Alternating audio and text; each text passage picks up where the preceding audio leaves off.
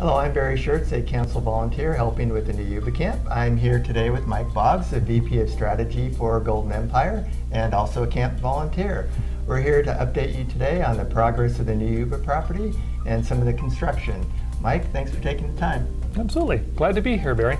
I'm really excited about what's happening with our new Yuba property, letting everyone know what's going on up there. Absolutely, me too, Mike. So first off, in last month's council newsletter, we let everybody know that we were doing tree felling operations in mid-October, and I was up there on the 18th, and it did definitely look like they were getting started. Can you give us a bit of an update on that? Oh, absolutely. In fact, they actually started their work right before you got there on October 17th. They're currently still working on that project. This first milestone's not only really important for the camp construction project itself, but also because we committed to the Yuba County Board of Supervisors that we would have this done by the end of the year. Great, looks like we're right on schedule there. So I'm sure there are probably a lot of people wondering what exactly is the purpose of the timber operation? There's multiple reasons for removing the trees. First, our plans are for new buildings, new campsites, and for all that, we require the removal of some trees. Second, we want to ensure this camp is as fire safe as possible. We've been working closely with CAL FIRE on a timber plan, ensure we're in full compliance with all the CAL FIRE and county regulations. And it's also very healthy to thin forests ever so often. Provides less competition for the sunlight and water, resulting in a much healthier forest. Going back to my forestry merit badge days. Yeah, great. Great side benefit to all that is we also get some revenue from the sale of that timber, and that revenue can go right directly back into the construction of the camp. Excellent, that's what we need. So that's great information, a lot more than just taking out some dead trees. So why don't we share a little bit about what's up in the next phases of the camp development? Well, as you know, we've put together our core committee, and we've been working together over these past few weeks to develop an overall camp plan and the timeline that goes with it. And that plan's based on needs and priorities that were identified council-wide.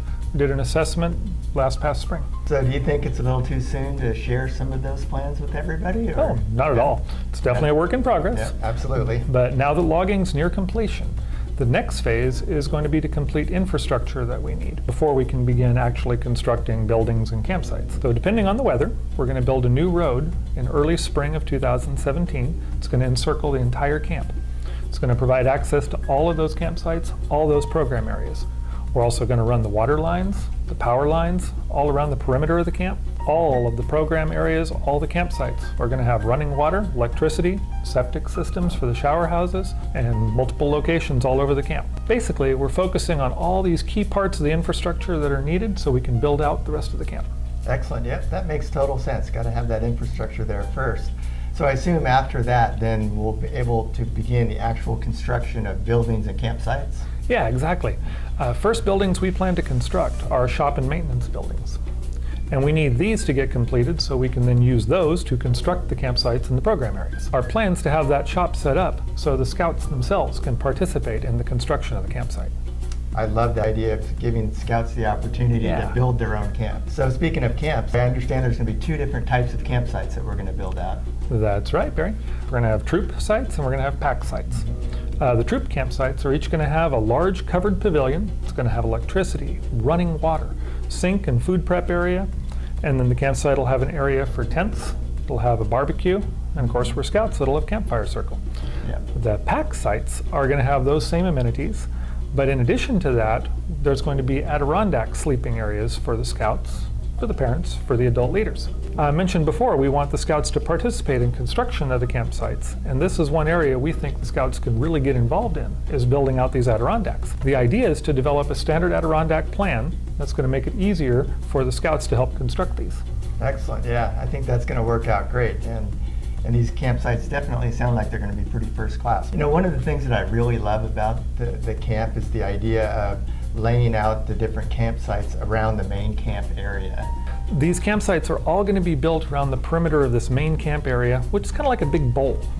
The access to those campsites are all from the road that we mentioned before. Right. All these sites will then look down into this main area. And then what's in that main area? We have a big swimming pool.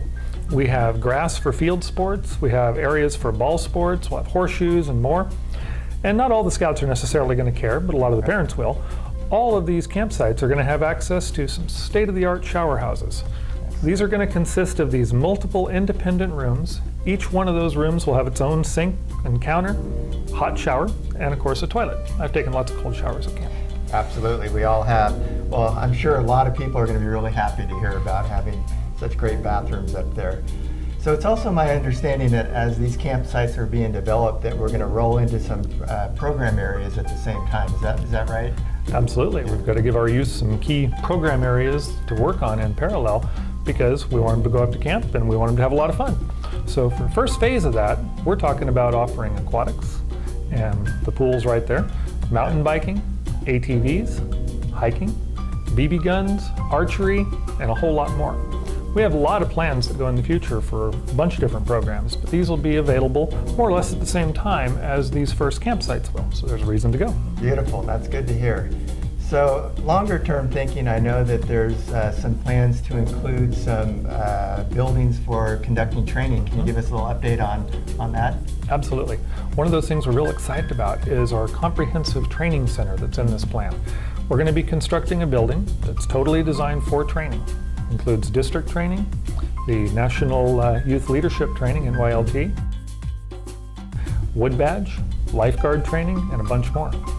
And I know it sounds like a whole lot, and it definitely is. The next 24 months or so are going to be a real exciting time up in Yuba.